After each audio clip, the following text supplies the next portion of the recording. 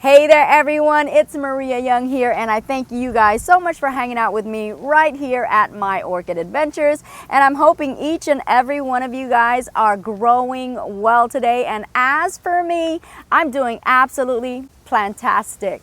Now today in this episode, I wanted to show you guys an update on one of my most dangerous repots.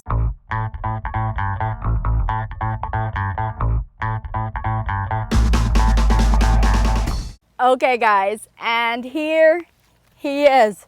Oh my goodness, check out this Grammatophyllum right here.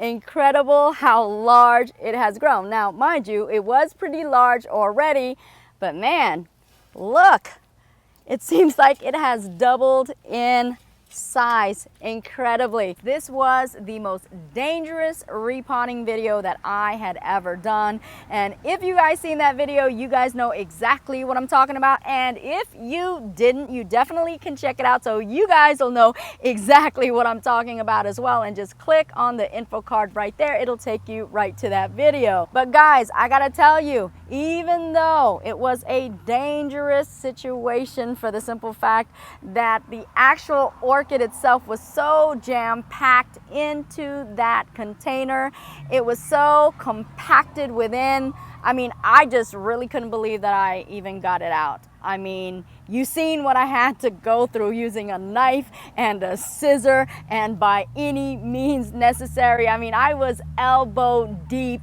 in elbow grease trying to get this sucker out. But I gotta tell you, number one, I'm thankful that I did it. I'm happy that I did it with no regrets. And I'm also very relieved. I am thankful that I do have both hands. You guys know it is quite difficult to do a repot with only one hand. So thank goodness for that. And guys, look at this. No regrets for doing that repot. I mean, it could not have turned out any better.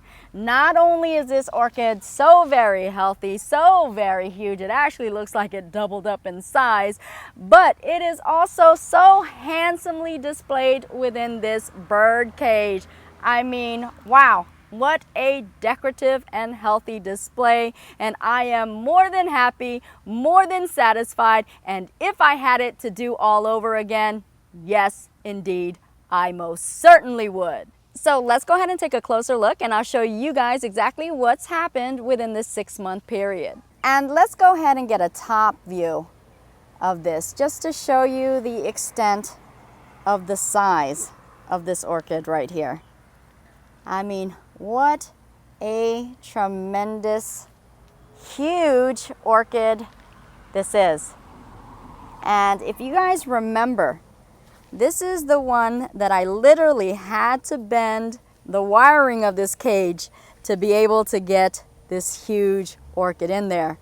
And of course, we went ahead and used this coconut husk fiber right here to hold in the media, which is bark, so that this could have a good space, a good plot of land per se, in which it could grow. And looking from top view yet again, you are going to notice a tremendous amount of those aerial roots that have begun to grow outwards. Now, these aren't the same as its regular root system. As a matter of fact, these types of roots right here act as the hands of the orchid, in which its responsibility is to grab and take hold of the actual debris and also waste matter that may fall within this orchid. And that is the primary source of this orchid's nutrients. And looking at this orchid from side view, you're also going to notice these aerial roots right here.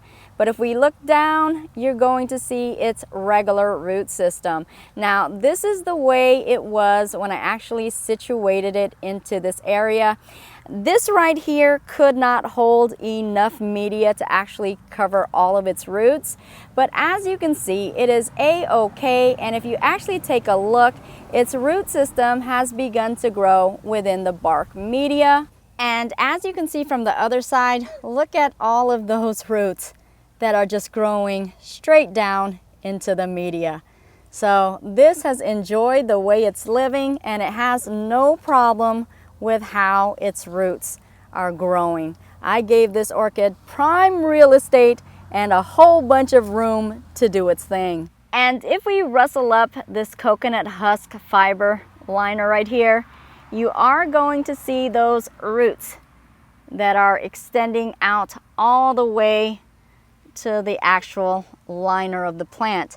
And then if we go ahead and lift this up, you will also see all of those roots growing at the very bottom as well.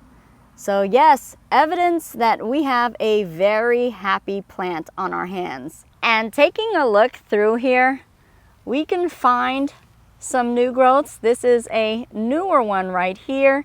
Then of course we have some older ones that have grown through this growth season. And if we take a close look, where are you? Are you right there? I think you're right there. Why, yes, you most certainly are. You can see new growth still coming up. So yes, quite a healthy, happy grow season. Quite an explosive growth season with this Grammatophyllum right here. And I do have to admit though, I was a little bit disappointed that we didn't get a single spike, not one single bloom. But you know what? I cannot argue with the orchid. The orchid knows absolutely what is best for it. And if it's seen fit that it would grow more pseudobulbs and more roots this year, then I am absolutely happy with that. And within the next season, I am expecting so many blooms, so many spikes all over the place. Fingers crossed, of course. But either way, I am just so happy with the results.